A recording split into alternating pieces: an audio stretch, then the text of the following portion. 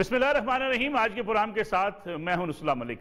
नाज़रीन, सेनेट में अपोजिशन क्यों हारी और अब पीडीएम का मुस्तकबिल क्या है? मुस्लिम लीग नवाज की सियासत क्या महाजराई की तरफ बढ़ती चली जाएगी या मुस्लिम लीग नवाज मुल्की हालात देखते हुए कोई ऐसी सियासत की तरफ जा सकती है जिसमें इफ़हाम और तफ़हीम की सियासत भी हो सकती है? फिर पीपल्स पार्टी और मुस्लिम लीग नवाज, दो मुल्क की बड़ी अपोजिशन की जमातें, क्या ये मुस्तकबिल में भी ऐसे ही साथ चलेंगी जैसे पीडीएम के अंदर इस वक्त चल रही है? क्योंकि बातें ये की जाती हैं और कहा जाता है कि कहीं ना कहीं कोई इख्तलाफात भी मौजूद है। फिर इसके साथ साथ हुकूमत के खिलाफ जो लॉन्ग मार्च होगा उसका मुस्तकबिल क्या होगा? ये वो सवालात हैं जो आज हर कोई पूछता है और इन सवालात के जवाब लेने के लिए आज हमारे साथ मौजूद हैं मुल्क के सीनियर सियासतदान, मुल्क मुस्लिम लीग नवाज के सेक्रेटरी जनरल और साबिक वफाकी वज़ीर जनाब एहसन इकबाल साहब। एहसन इकबाल साहब, बहुत बहुत शुक्रिया आपका प्रोग्राम में वक्त देने का। बगैर कोई वक्त ज़ाया किए अगर मैं आपसे ये पूछूं कि सेनेट में क्या हुआ? अपोजिशन के पास वोट तो ज़्यादा थे लेकिन इलेक्शन हार गई, हुआ क्या? जी शुक्रिया नसरुल्लाह मलिक साहब। मैं समझता हूँ कि जो सेनेट में हुआ है इसे अगर ब्रॉड डे रॉबरी कहा जाए कि दिन दिहाड़े वोट के ऊपर डाका डाला गया। आपने देखा है कि किस तरीके से 7 वोट जो कि यूसुफ रजा गिलानी साहब के थे उन्हें मुस्तरद किया गया, जिनके हवाले से सेनेट के सेक्रेटेरिएट की हदायत मौजूद थी कि उनमें कोई गलती नहीं है। और मज़े की बात यह है कि जहां सेनेट में वोटिंग हो रही थी वहां जो हदायतनामा लिखा गया था उसमें भी लिखा गया था कि आप उम्मीदवार खाने में मोहर लगा सकते हैं। ये किसी जगह सराहत नहीं की गई थी कि नाम पर मोहर आ सकती है या नहीं आ सकती। इसी तरह तकरीबन मेरा ख्याल है 1 दर्जन के करीब supreme court, high court, election commission की रूलिंग्स है कि जो इंटेंट ऑफ द वोटर है वो देखी जाती है। और जनरल इलेक्शन में जहां आपने निशान जो होता है जमातों का इंतखाबी उस पर मोहर लगानी होती है, अगर कोई वोटर उसकी बजाय नाम पर भी बैलेट शुमार किया जाता है और इस पर भी अदालत के फैसले मौजूद। तो ये जो प्रिजाइडिंग ऑफिसर थे, चूंकि इनका ताल्लुक हुक्मरान इत्तेहाद से था, इन्होंने एक धांधली के जरिए और एक गैर आईनी, गैर कानूनी रूलिंग देकर वो वोट मुस्तरद किए। और आप अगर उन वोट्स को बैलेट शुमार कर लें तो यूसुफ रजा गिलानी साहब चेयरमैन का इलेक्शन जीत गए हैं। लेकिन एहसन इकबाल साहब, इससे कैसे मुमकिन हम समझें कि ये जानबूझकर स्टैंप नहीं लगाई गई उनके नाम के ऊपर? क्योंकि अगर डिप्टी चेयरमैन सेनेट के इंतखाब के मौके पे यही आपके सारे वोट पड़ जाते तो आप डिप्टी चेयरमैन का इलेक्शन तो जीत जाते। इससे तो बज़ाहिर नजर आता है कि जानबूझकर आपके अरकान ने अपने वोट ज़ाया किए। देखिए, जानबूझ के तब होता कि अगर इस बारे में कोई इब्हाम होता। आपने देखा है कि सोशल मीडिया पे सेनेट के सेक्रेटरी की वो वीडियो भी आ गई है जिसमें वो ये कह रहे हैं कि खाने के अंदर की जगह मोहर लगाई जा सकती है। तो और इसी तरह जो हदायतनामा वहाँ लिखा था उसमें भी ये कहा गया था कि आपने उम्मीदवार के खाने में मोहर लगानी है, उसमें कहीं ये सराहत नहीं थी कि नाम पर मोहर नहीं लगानी। तो इसलिए ये एक कॉन्स्पिरेसी थ्योरी तो हो सकती है, लेकिन अगर किसी ने नाम पर मोहर लगाई है तो टेक्निकली और लीगली उसने कोई गलत काम नहीं किया। वो लेकिन ऐसे सब कॉन्स्पिरेसी थ्योरी की मैं बात नहीं कर रहा। मैं तो ये कह रहा हूँ कि अगर आप डिप्टी चेयरमैन सेनेट का इंतखाब जीत जाते तो फिर हम ये बात मानना शायद आसान होता कि ये वोट जो जानबूझकर जाया नहीं किए गए, क्योंकि डिप्टी चेयरमैन सेनेट में 54 वोट ले गई हुकूमती इत्तेहाद। देखिए ना, जब चेयरमैन का इलेक्शन आप धांधली से हरा देंगे तो ये कोई इतना अकल में आने वाली बात नहीं। चंद 4-5 लोग जो फ्लोटिंग माइंड्स होते हैं, जो बिल्कुल किनारे पे हैं, उन्होंने जब देखा कि हुकूमत ने अपने उम्मीदवार को कामयाब करा दिया है तो वो उस जीतने वाली के ऊपर अगर शिफ्ट हो गए, अगरचे नहीं होना चाहिए था। लेकिन ये हो सकता है कि अगर यूसुफ रजा गिलानी साहब जीत जाते तो आप देखते कि फिर डिप्टी चेयरमैन के इंतखाब के नताइज भी मुख्तलिफ होते। लेकिन एहसन साहब, एक एतराज उठता है आप पे अपोजिशन की जमातों पर। यह कहा जाता है कि अगर यूसुफ गिलानी साहब के जो वोट जो है वो ले सकते हैं आप हुक्मरान इत्तेहाद के, उनके वोट तोड़ सकते हैं, तो आपके वोट भी इसलिए तोड़ने की कोशिश की होगी, तोड़ लिए गए होंगे। तो ये जब अपोजिशन ऐसा काम कर सकती है तो हुकूमत क्यों नहीं कर सकती? देखिए, ये बात तो रिकॉर्ड के ऊपर है कि अपोजिशन इत्तेहाद को तकरीबन 53 वोट सेनेट के अंदर हासिल थे। तो अगर रजा गिलानी साहब ने 49 वोट लिए हैं तो उन्होंने तो अपने ही हिस्से के वोट लिए हैं। लेकिन अगर हुक्मरान इत्तेहाद ने डिप्टी चेयरमैन के लिए 54 वोट लिए तो उन्होंने अपने 47 वोटों के हिस्से से ज्यादा वोट लिए हैं। तो खरीदो फरोख्त तो फिर हुकूमत ने की है ना, ऑपोजिशन ने तो कोई खरीदो फरोख्त नहीं की। यूसुफ रजा गिलानी साहब ने तो उसी हिस्से में से वोट लिए हैं जो ऑपोजिशन का तनासुब या ऑपोजिशन के अपने वोट्स थे। और अगर हमें अपने वोट पूरे मिले तो हम जीत जाते हैं। अगर हुक्मरान इत्तेहाद का डिप्टी चेयरमैन जीता है तो वो फिर वोट्स उसने जरूर खरीदे होंगे या किसी तरह उनको अपोजिशन से अपनी तरफ माइल किया होगा। तो अगर हॉर्स ट्रेडिंग हुई है तो वो हुकूमत ने की होगी, अपोजिशन ने तो नहीं की है। लेकिन ऐसा सब अगर इस्लामाबाद की नशिस्त पर यूसुफ गिलानी साहब ने जो वोट लिए वो भी हुक्मरान इत्तेहाद के लिए, तो इस लिहाज से फिर वो इंतखाब भी दुरुस्त नहीं था, वहां भी खरीदो फरोख्त हुई। नहीं, देखिए वो इंतखाब इस हवाले से दुरुस्त था कि वहां पर हुकूमत के वजीर खजाना इलेक्शन लड़ रहे थे। देखिए, जहां तक कौमी असम्बली में यूसुफ रजा गिलानी साहब के सेनेट की नशिस्त जीतने का सवाल है, वो बिल्कुल अकल में और समझ में आने वाली बात है। इस तरह के उनके बिलमुकाबिल हुकूमत के वजीर खजाना थे और जो हुकूमत की मुआशी पॉलिसियाँ हैं उनके ऊपर अवाम में शदीद रद्द अमल पाया जाता है। और ख़ुद हुक्मरान इत्तेहाद के अरकान असम्बली जब अवाम में जाते हैं तो उसे बराह रास्त महसूस करते हैं। लोग उनके सामने बिजली के बिल पेश करते हैं, गैस के बिल पेश करते हैं, आटा चीनी महंगाई का रोना रोते हैं।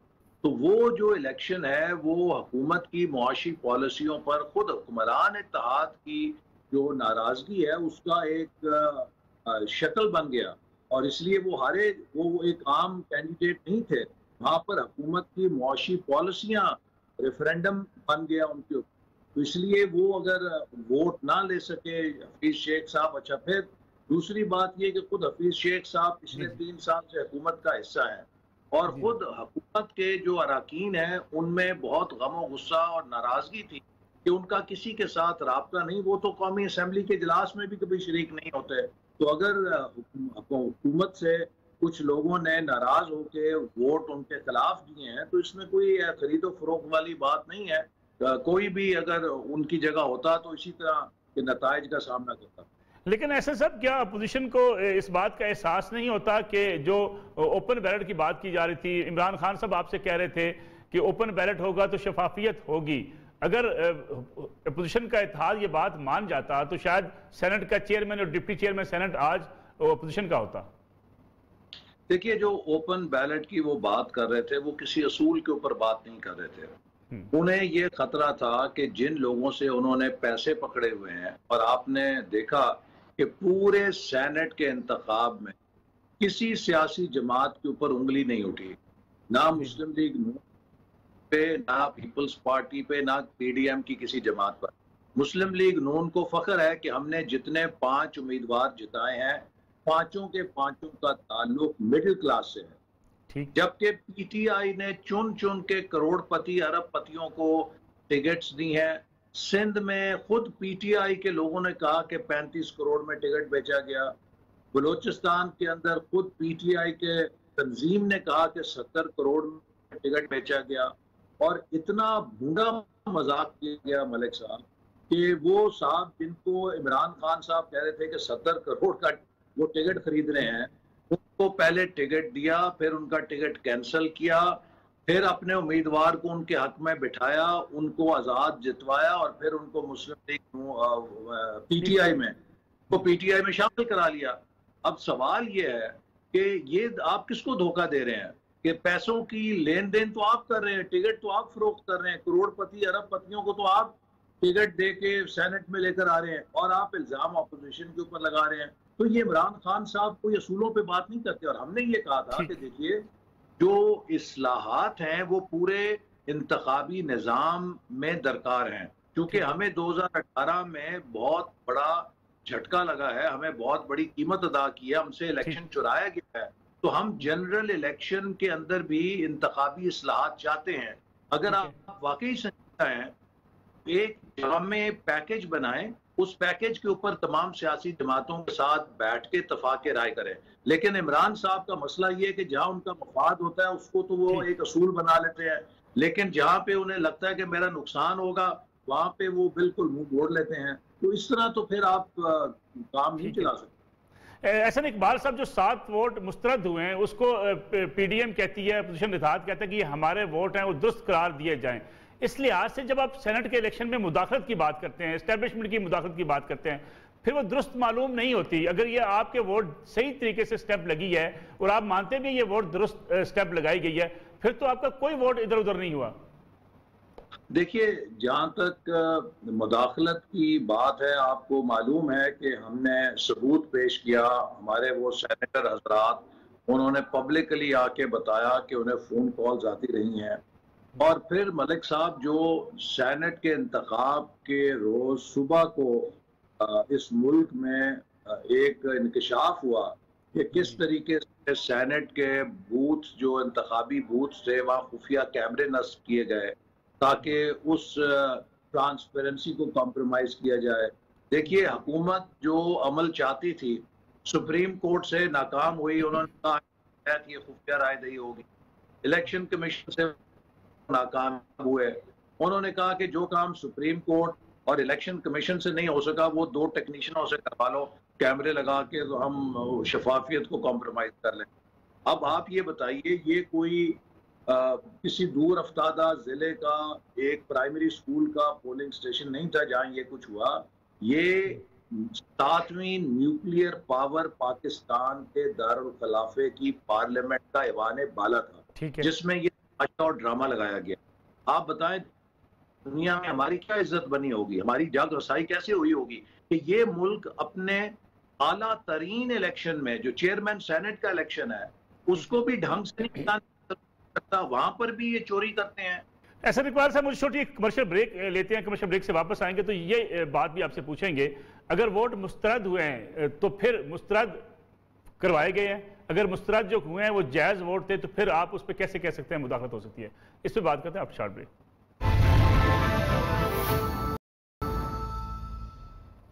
पुराने एक बार फिर खुश आमदीद, एहसन इकबाल साहब हमारे साथ मौजूद है। एहसन इकबाल साहब, ये बयानिया फिर सही मालूम नहीं होता जो आप कहते हैं मुदाखलत करके आपके वोट चेंज करवाए गए, क्योंकि अगर आप कहते हैं कि आपके वोट जो मुस्तरद हुए हैं वो मुस्तरद नहीं है, बल्कि आपको आपके हक में वोट डाले गए हैं।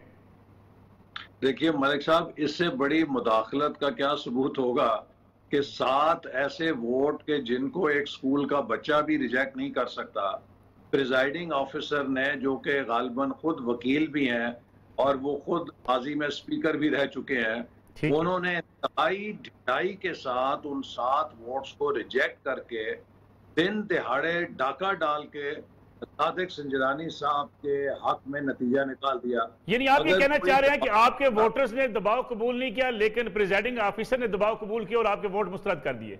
देखिए, ये प्रिजाइडिंग ऑफिसर इस किस्म का फैसला किसी डिक्टेशन के बिना तो नहीं कर सकता कि उस पर कोई जब तक दबाव ना होगा।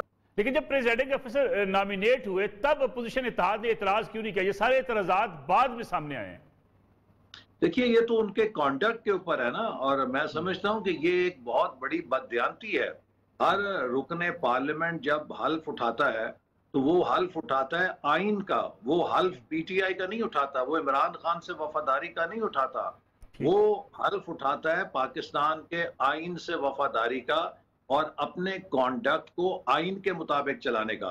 तो मैं समझता हूं कि ये जो प्रिजाइडिंग ऑफिसर साहब इतने आजमूदा सेनेटर थे और इतने सीनियर है, वेटरन है, इन्होंने आखिरी उम्र में अपना जो तशख्खुस है वो खराब किया है। ठीक है, एहसन इकबाल साहब, आइडेंटिफाई किया है आपने अपोजिशन जमातों ने कि ये वोट जो 7 लोग जो नाम पे मोहर लगाई गई, ये किन के लोग हैं? मुस्लिम लीग नवाज से थे, पीपल्स पार्टी से थे, कुछ लोगों ने इसको तहकीकात की? आप लोगों ने इसकी? देखिए ना, मेरे नज़दीक ये तहकीकात इसलिए बेमाने हैं कि जब सेनेट के स्टाफ ने और सेक्रेटरी ने ये बात लोगों को बताई है और जब वहां पर जो हदायतनामा लिखा गया है उसके अंदर जाहिर और बिल्कुल वाज़े तौर पे लिखा हुआ है कि आप उम्मीदवार के खाने में उसके अंदर कहीं मोहर लगा सकते हैं, तो जिसने भी किसी ने वो मोहर नाम के ऊपर लगाई उसने कोई गैर कानूनी काम नहीं किया या लाजमन कोई बदनीयती के साथ उसने वहां मोहर नहीं लगाई होगी। एक वोट जिसने दोनों के नाम पे स्टेप कर दी, उस पर क्या दबाव हो सकता है या कहीं पैसे का इस्तेमाल हुआ? देखिए, ये तो चेक करना पड़ेगा, चूंकि अगर आप बैलेट को सही तरह फोल्ड ना करें, जो उसका तरीका बताया जाता है कि आपने उसको इस तरह फोल्ड करना होता है ताकि जो मोहर है वो अगर उसका प्रिंट लगे, गीली मोहर हो तो उसी खाने में लगे। तो अगर आप उसको दूसरी तरह फोल्ड कर दें तो वो फिर ये होता है कि एक खाने की मोहर दूसरे खाने में लग सकती है अगर वो सूखी नहीं है। तो ये तो उसको देख के ही इस बात का अंदाजा लगाया जा सकता है कि किसी ने जानबूझ के दो मोहरें लगाई हैं या गलत तरीके से फोल्ड करने की वजह से जहां उसने मोहर लगाई है उसके गीले होने की वजह से उसका प्रिंट दूसरी तरफ दूसरे खाने में भी आ गया। लेकिन अगर कैमरे लगे रहते तो आपको भी तो फायदा हो सकता था कि पता चल जाता कि किसने मोहर लगाई है, आइडेंटिफाई हो सकता। देखिए अगर वो कैमरे लगे रहते तो फिर तो वो आर्टिकल 226 फौत हो गया ना। सवाल ये बात को सुप्रीम कोर्ट ने अपहोल्ड किया, जिस बात को इलेक्शन कमीशन ने अपहोल्ड किया, क्या उसका इख्तियार आप दो टेक्नीशियंस को दे सकते हैं कि वो वहां पे कैमरे लगा के उस सीक्रेसी को खत्म कर दें जो एक आईनी तौर पे तरीका बताया गया है। तो ये तो एक बहुत बड़ी ब्रीच थी, ये एक आइन के ऊपर हमला करने की कोशिश की गई है कि जिस चीज को सुप्रीम कोर्ट नहीं तब्दील कर सकी उसको आप दो टेक्नीशियन किसी एजेंसी के भेज के आप तब्दील करने की कोशिश कर रहे हैं। ये एक बहुत बड़ा वाकया है और मैं समझता हूँ कि हमने कौमी असेंबली के स्पीकर को भी दरख्वास्त दी है कि तमाम सीसीटीवी की फुटेज हमें दी जाए और हमें खदशा है कि ये सीसीटीवी की फुटेज जो है या ज़ाय कर दी जाएगी या टेम्पर कर दी जाएगी। शायद ये हमें दुरुस्त हालत में ना मिल सके क्योंकि असेंबली का जो स्टाफ है वो हिटा रहा है हमको वो कॉपी देने के लिए, हालांकि कोई इसमें हमरे मुमाने नहीं होना चाहिए। अगर इनके हाथ साफ हैं तो ये हमको सीसीटीवी फुटेज की कॉपी देते, लेकिन ये ठीक है। लेकिन ऐसा साहब अगर आइन में तरमीम की जरूरत थी तो अपोजिशन तावन कर देती तो आज ये सारा कुछ ना देखना पड़ता अपोजिशन को। अगर हुकूमत संजीदा होती तो ये उनको पता था कि 2021 मार्च में इलेक्शन होना है। 6 महीने पहले, 1 साल पहले ये पार्लियामेंट की कमेटी बनाते, ये उसके अंदर अपनी तजावीज लेकर आते, एक कंसेंसस बनाते। ये तरीका है लेजिस्लेशन का। हमने अपने दौर में एक इंतखाबी इस्लाहात का पैकेज मंजूर कराया था, उसमें स्पीकर ने तमाम पार्टियों की कमेटी बनाई थी और वहां पर इत्तफाक राय से वो तमाम इस्लाहात मंजूर की गई थी। तो ये नहीं होता कि आप लोगों से पैसे पकड़ लें और जब आपको ये खतरा लगे कि हो सकता है जिनसे हमने पैसे पकड़े वो कामयाब ना हो सके तो आप कहें जी साहब हमें वोट दिखा के डालो ताकि जिनसे हमने पैसे पकड़े हैं उनको हम सीट डिलीवर करनी है हमने। इस तरह नहीं हो सकता। ठीक है, सेनेट में नाकामी के बाद अब लॉन्ग मार्च कैसे कामयाब होगा? ये बड़ा अहम सवाल है हसन इकबाल साहब, क्या अपोजिशन लॉन्ग मार्च करने में कामयाब होगी?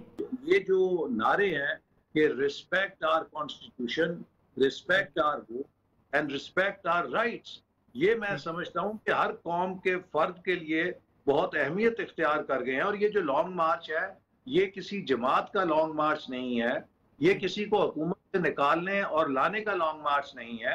ये एक ही नुक्ते पे है कि खुदा के लिए 73 साल हो गए हैं, अब इस मुल्क को आइन पे चलने दो।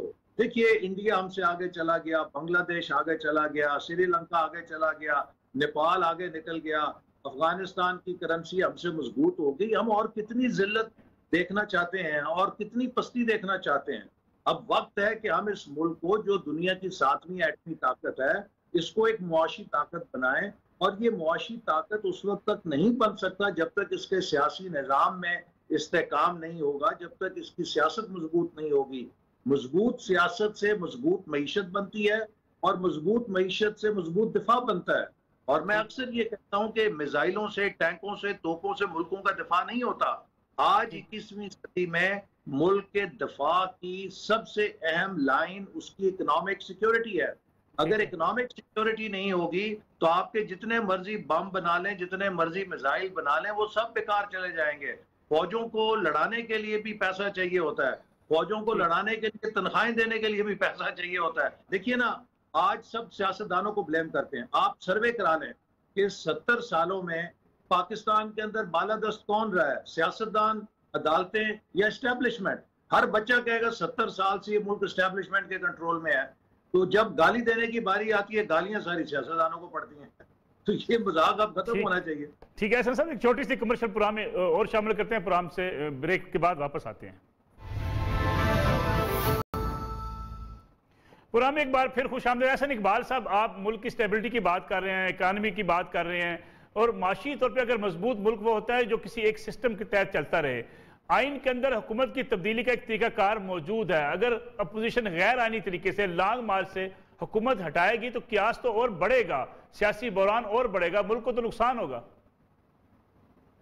देखिए, आइन के अंदर जो है ये दर्ज है कि इलेक्शन पे डाका नहीं डालना, इलेक्शन फेयर एंड फ्री होना चाहिए। आप मुझे बताइए 2018 में पाकिस्तान की मईशत 5.8% से तरक्की कर, ठीक, हम कहाँ आगे दिन में 3 सालों में?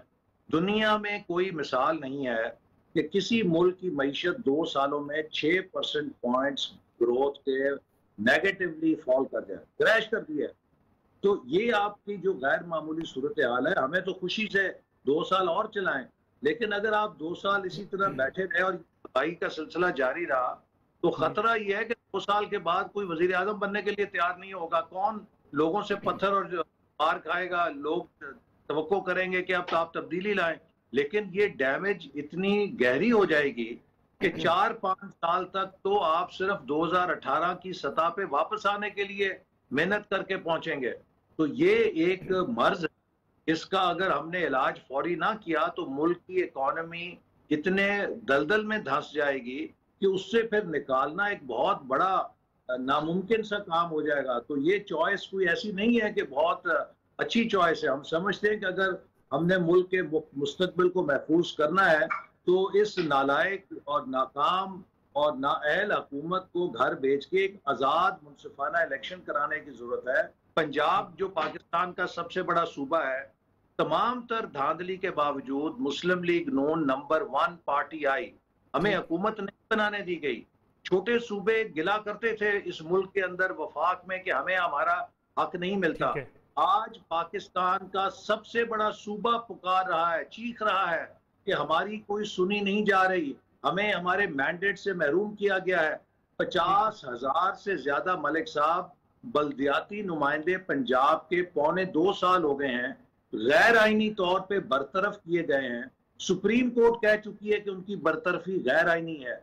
इंसाफ पंजाब को नहीं मिल रहा। कोई ऐसा फोरम नहीं है कि जहां से ये 50,000 बल्दियाती मुंतखब नुमाइंदे अपनी इस गैर आईनी बरतरफी के खिलाफ इंसाफ हासिल कर। मुझे बताइए फिर किस तरह मुल्क कमजोर होते हैं? मशरकी पाकिस्तान कैसे जुदा हुआ हमसे?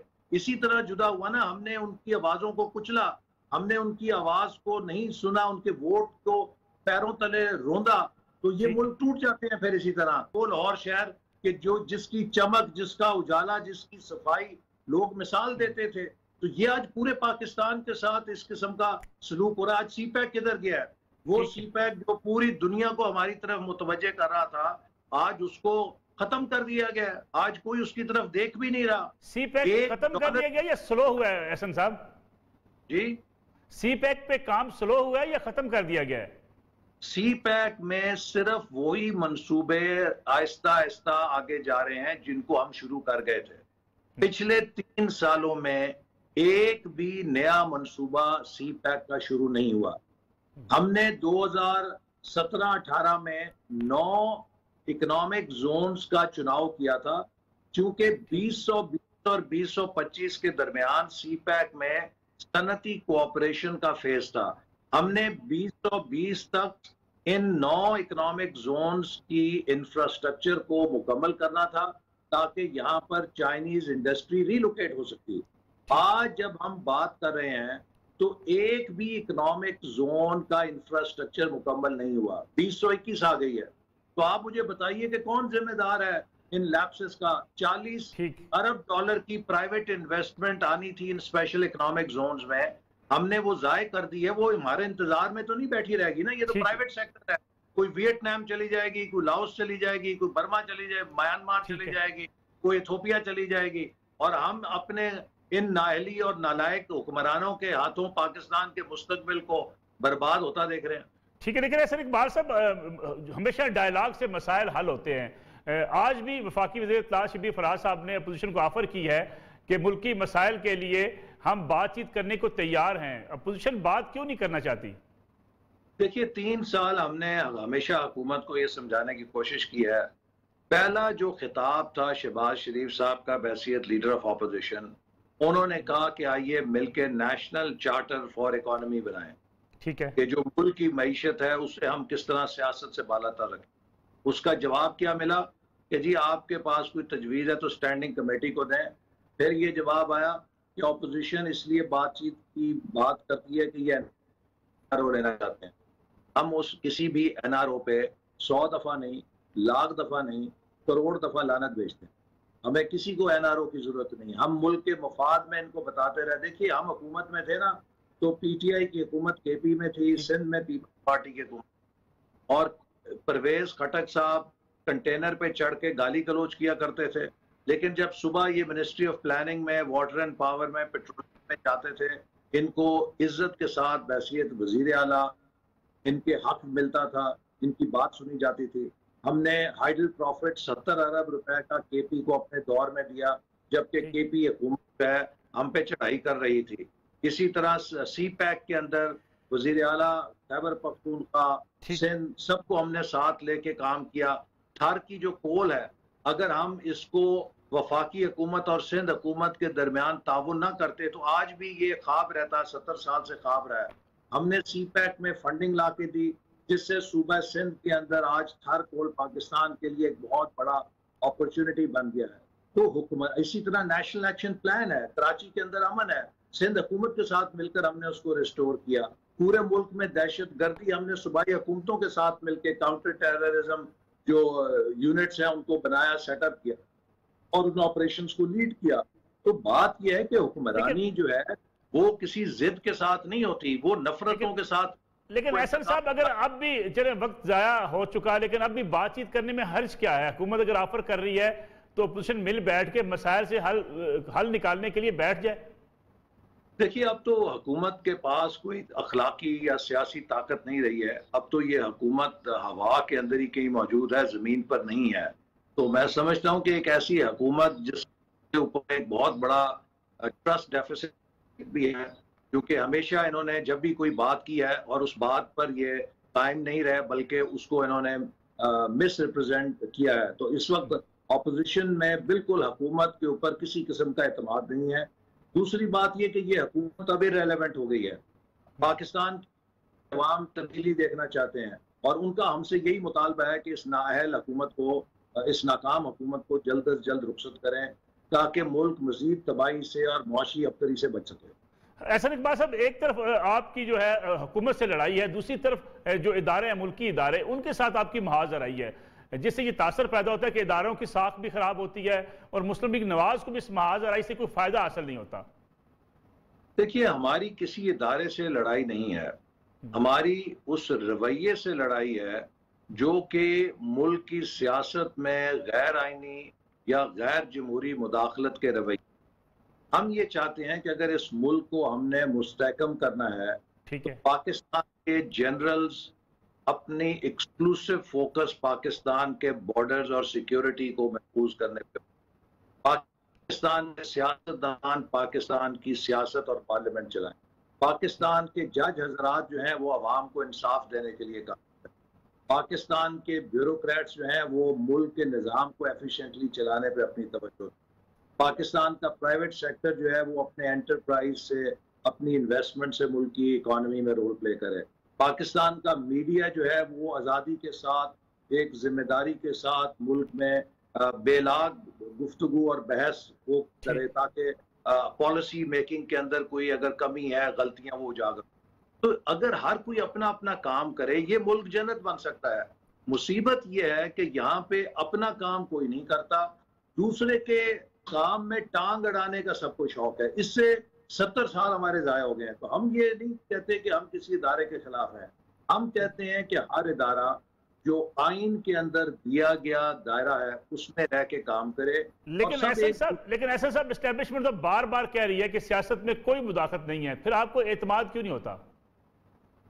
देखिए आपको हमने बताया कि फोन आए हैं हमारे सेनेटर्स को, इसी तरह जो सेनेट के इलेक्शन में अभी चेयरमैन के कैमरे पकड़े गए और ये जो इस किस्म की vote 7 valid vote broad daylight में रिजेक्ट करके एक अकलियती चेयरमैन को जिता दिया गया, ये सारी बातें जो हो रही हैं ये बहुत क्वेश्चन मार्क हैं कि हुकूमत का वजीर दाखिला क्या है कि जो सादिक संजरानी है ये रियासत का उम्मीदवार है।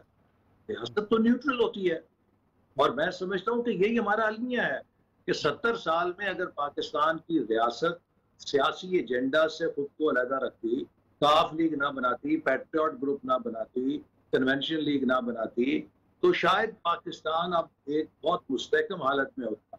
यही जो एडवेंचर्स हैं, सियासी एडवेंचर्स हैं, इन्होंने किसी एक वक्त में चंद अफराद को तो सूट किया होगा, लेकिन जब वो रिटायर होके चले जाते हैं, वो तो जाके गोल्फ खेलते हैं कहीं, लेकिन उनके बीजे हुए जो कांटे हैं वो कई सालों तक फिर अगलों को काटने पड़ते हैं। तो इसलिए हम कहते हैं कि देखिए, अपने अपने दायरे कार में सब काम करें। पाकिस्तान की जो एक सिक्योरिटी की महल्ला वकू है, उसमें हमें एक मौसर दिफा की जरूरत है, और मौसर दिफा के लिए जरूरी है कि हर कौम के फर्द का, चाहे वो किसी पार्टी से हो, वो कौमी दफाई इदारों पर एतमाद रखे। ये हमारी फौज के बारे में ये तासुर हुआ था कि ये सिर्फ काफ लीग की फौज है, तो उससे वो मजबूत नहीं हुई थी, कमजोर हुई थी, और फिर बाद में जनरल कियानी को आके वो सारी चीज को ठीक करना पड़ा जो जनरल मुशर्रफ के दौर की पॉलिसियां थी। तो इसी तरह ये भी जो तासुर है कि फौज जो है शायद सिर्फ पीटीआई की फौज है, बाकी किसी की फौज नहीं है, ये ना मुल्क के लिए तासुर अच्छा है, ना फौज के लिए अच्छा है। फौज एक कौमी इदारा होता है और उसे गैर जानिबदार सियासत में रहना चाहिए। लेकिन एहसन इकबाल साहब, अगर हम 73 सालों के तजर्बे की बात करें तो क्या फिर इस मुल्क के अंदर एक वसी तर सिविल मिलिट्री डायलॉग नहीं होना चाहिए? देखिए, उसको आप जो मर्जी है, देखिए सिविल मिलिट्री डायलॉग तो तब जरूरत है ना कि जहां कोई एम्बिगुइटी हो।